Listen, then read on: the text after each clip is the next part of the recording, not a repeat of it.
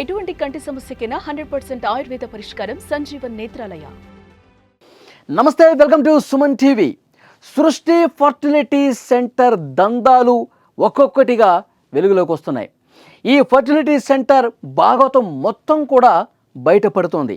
పోలీసులు చాలా సీరియస్గా ఇన్వెస్టిగేట్ చేస్తూ ఉన్నారు. ఈ నిర్వాహకురాలు నమ్రత కస్టడీలోకి తీసుకుని విచారిస్తే చాలా విషయాలు బయటకొచ్చాయి.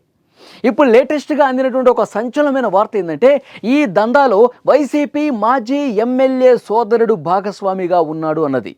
విశాఖ సౌత్కి సంబంధించినటువంటి మాజీ ఎమ్మెల్యే వైఎస్ఆర్ కాంగ్రెస్ పార్టీ నాయకుడు వాసుపల్లి గణేష్ కుమార్ ఎవరైతే ఉన్నారో, అతని బ్రదర్ వాసుపల్లి రవి నమ్రతతో కలిసి పెద్ద ఎత్తున సరోగసి పేరు చెప్పి శిశు విక్రయాలు చేశారు, లక్షల రూపాయలు దండుకున్నారు. ఇది పోలీసుల నుంచి లేటెస్ట్గా అందినటువంటి సమాచారం. మనకు తెలుసు, నమ్రత గత కొన్నాళ్ల నుంచి సికింద్రాబాద్లో సృష్టి ఫర్టిలిటీ సెంటర్ పేరుతో ఎంతోమంది దంపతులని మోసం చేశారు.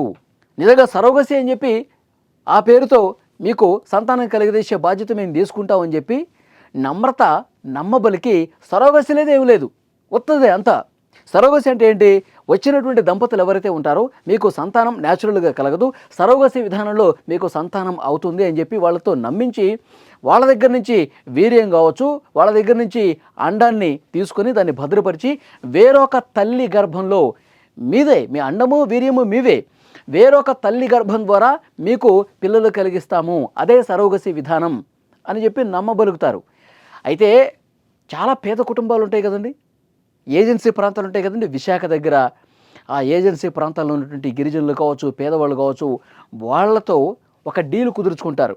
మీకు పుట్టే పిల్లల్ని మాకు అప్పగించండి, మీకు కొన్ని లక్షల రూపాయలు ఇస్తామని చెప్పి వాళ్ళతో డీల్ కుదుర్చుకొని ఆ పిల్లల్ని తీసుకొచ్చి ఇది మీకు పుట్టినటువంటి బిడ్డే, మీరు ఇచ్చినటువంటి అన్నం ద్వారా కలిగినటువంటి బిడ్డే అని చెప్పి నమ్మబలికి అక్కడ 4 నుంచి 5 లక్షల రూపాయలు ఆ పేద కుటుంబాలకు ఇచ్చి ఇక్కడ 30 నుంచి 40 లక్షల రూపాయల వరకు ఈ దంపతులు ఎవరైతే వస్తారో సంతానం కావాలని మీ బిడ్డే అని చెప్పి సరోగసి విధానంలో మేము ఈ విధంగా ఈ ప్రక్రియ ద్వారా పిల్లల్ని తీసుకొచ్చామని చెప్పి నమ్మబలికి చాలా దారుణమైనటువంటి మోసాలకు పాల్పడ్డ పరిస్థితుంది.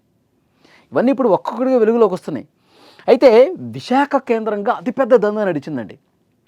విశాఖ కేజీహెచ్లో ఇప్పటికే 3 అరెస్ట్ అయ్యారు డాక్టర్లు. మరొక 3 డాక్టర్ల పాత్ర కూడా ఉంది. ఆ 3 పాత్రలకి బయటికి రావాలంటే ఇప్పుడు అరెస్ట్ అయిన వాళ్ళని మళ్ళీ ఒకసారి కస్టడీకి తీసుకుని విచారిస్తే మొత్తం విషయాలు బయటకు వస్తాయని చెప్తున్నారు. ఆ విశాఖలో 3 డాక్టర్స్ ఎవరు అరెస్ట్ అయింది? వాసుపల్లి రవి, ఆ వైసీపీ మాజీ ఎమ్మెల్యే బ్రదర్, తర్వాత ఉషాదేవి అనే ఇంకొక ఆమె, తర్వాత ఇంకొక డాక్టర్, ఇలా 3 కూడా అరెస్ట్ అయిపోయారు. అయితే వాళ్ళకి నమ్రతకి లింక్ ఏంటంటే, ఆంధ్ర వైద్య కళాశాలలో 1988లో ఎంబీబీఎస్ పూర్తి చేసిన బ్యాచ్ ఇది. ఈ నమ్రత కావచ్చు, ఆ YCP MLA brother Vasupalli Ravi ఎవరైతే ఉన్నారో అతను, ఈ ఉషాదేవి, వీళ్ళందరూ ఒక బ్యాచ్ ఎంబీబీఎస్లో. సో అందుకే వీళ్ళు ఈజీగా వీళ్ళందరూ కూడబలుక్కొని ఒక దగ్గర జమై ఈ విధంగా సరోగసి పేరుతో దందాలు చేసి సంతానం కోసం వచ్చేటువంటి ఆ దంపతులు ఎవరైతే ఉన్నారో వాళ్ళని లిటరల్గా మోసం చేసి లక్షల రూపాయలు దండుకున్నారు. ఎక్కడో ఇది చైల్డ్ ట్రాఫికింగ్ అండి. ఎవరికో పుట్టిన బిడ్డను తీసుకొచ్చి మేము ఇది మీ బిడ్డే, మీ వీర్యము మీ అండం ద్వారానే కలిగినటువంటి బిడ్డ అని చెప్పి వాళ్ళ చేతులు పెట్టి చాలా దారుణంగా మోసాలు చేశారు. పాపం దంపతులు ఏమనుకుంటారు, ఆ బిడ్డ కనిపిస్తే చేతులు పెడితే చాలు ఇక మన బిడ్డ అని చెప్పి వాళ్ళు ప్రేమతో పరవశించిపోతారు. దీని గురించి ఆలోచన చేయరు. ఇలాంటి ఎన్నో మోసాలు జరిగినాయంట. ఎవరో బిడ్డను తీసుకొచ్చి ఇక్కడ సరోగసి ప్రక్రియ లేదు, టెస్టులు లేవు, DNA టెస్టులు లేవు, ఏమి లేవు.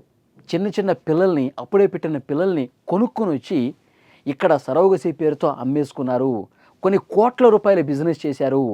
ఈ సరోగసి పేరుతో చేసిన దందాలో సహకరించినటువంటి వాసుపల్లి రవి అలాగే ఇంకొంతమంది డాక్టర్స్ ఎవరైతే ఉన్నారో వాళ్ళకి లక్షల రూపాయలు నమ్రత ముట్టజెప్పింది.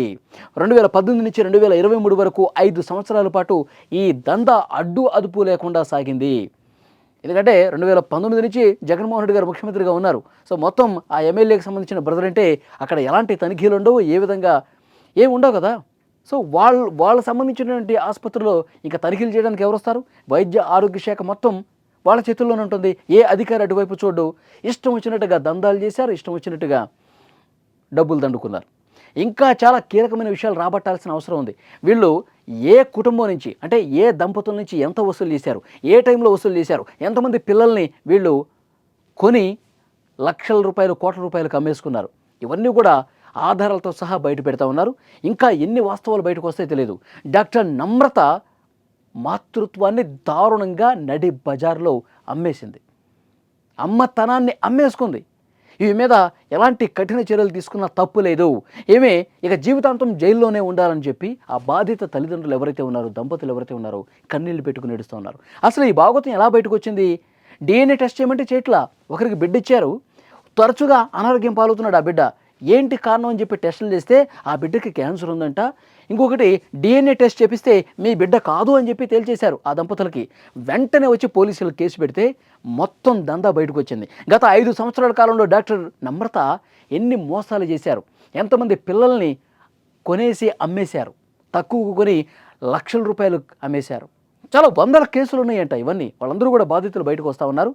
ఒక్క హైదరాబాద్లోనే కాదు, అటు విశాఖలో, కర్ణాటకలో చాలామంది వీళ్ళు కొనేవాళ్ళు కూడా ఈ పిల్లలు అమ్ముకుంటారు కదండి. పేద కుటుంబాల దగ్గర డీల్ మాట్లాడుకుని వాళ్ళేముంది పాపం, వాళ్ళ పేద కుటుంబాలు మీకు 4 లక్షలు 3 లక్షలు ఇస్తామంటే ఇచ్చేస్తారు వాళ్ళు.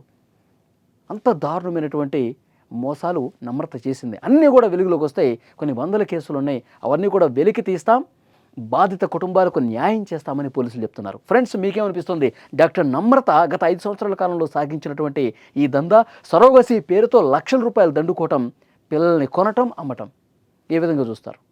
మళ్ళీ ఈమెలో గతంలో కూడా ఒకసారి కేసు నమోదైంది, మార్పు రాలా. ఈమెలో ఒక మార్పు రావాలంటే అమ్మదనాన్ని నడి అంగట్లో అమ్మేసుకుంటున్నటువంటి నమ్రతకు సంబంధించి ఎలాంటి శిక్ష పడాలి? డాక్టర్ నమ్రత వ్యవహారాన్ని మీరు ఎట్లా చూస్తున్నారు? కామెంట్ బాక్స్లో తప్పకుండా తెలియజేయండి.